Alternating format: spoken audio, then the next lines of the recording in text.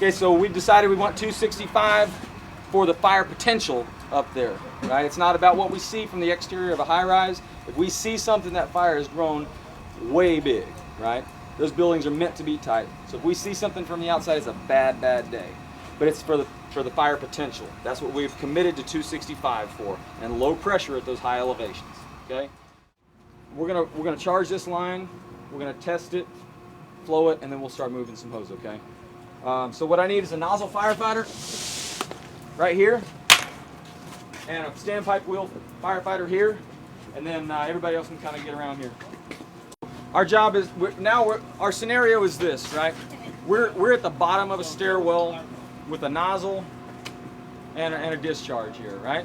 This is as good as it gets for communication from the engineer and the nozzle firefighter. This is best case scenario. It's also worst case scenario as far as moving hose, right? What am I going to do if I have a clean stairwell and a clean hallway to a fire apartment with a closed door? I'm going to stretch dry. You know, I'm not doing this to prove anything to you. The point is, this is kind of worst case scenario. We have a dirty stairwell with an open door. We have a dirty hallway with an open door. We have a dirty stairwell, right? I'm not going to say it's ideal H here, but it's getting smoky in here, so I need to go in prepared to control that, right? So that's why we're advancing from right here, right? So if you're the wheel firefighter, you don't want to open this like you're in the 4th grade, right? A 4th grader would open this thing all the way up as fast as they could and send water to here, right? You got to consider what floor you're on, PRVs, how much pressure may be available, right? When we open this valve here, we're going to have 170 psi here, right? That's a lot of pressure. What does that mean to me in terms of flow? When I'm not flowing, what does that mean to me? I know nothing about flow, right? So just because I see pressure on here, it doesn't mean I know anything. That's why he's got to open that bail and we've got to flow some water. This takes discipline too. You're in a stairwell, right? You want to fight fire. You feel like you've got some water. You want to just go up the stairs, right? At a house fire, we do that all the time. It's not right, but that's what we do. We pop the nozzle, we say I've got water, and walk through the door, right? You don't know what you're pumping. He'll never know how far to open this wheel if we don't flow that nozzle until we get 70 psi or 80, depending on your hose lay, right? Okay, so let's do that. Let's open that in a real controlled manner. Nozzle firefighter, it's gonna get in a good position to manage this hose line. How many firefighters does it take to flow, not to advance, but to flow 265 gallons out of a 2.5? One firefighter to flow.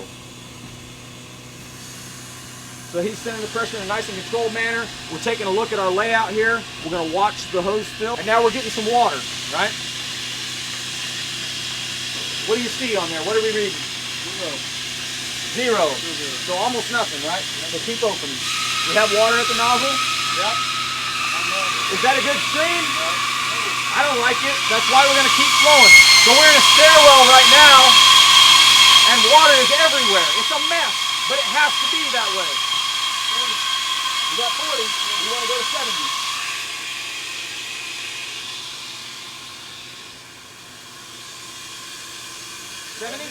All right. We're at 70 psi on our wheel, right? What do you think about your stream? You like it, okay? Let's look at it. We don't hear here at the nozzle like we hear if he doesn't open the bail, right? When he opens the bail halfway, we see our stream is poor, our nozzle reaction increases, so he works harder and less water comes out of that pipe over there, right? That's the bottom line. There's no reason for the bail to be anything other than all the way open when you're checking your nozzle, right? So we like it.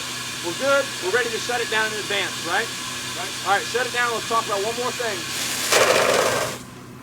That gauge is a tool, right?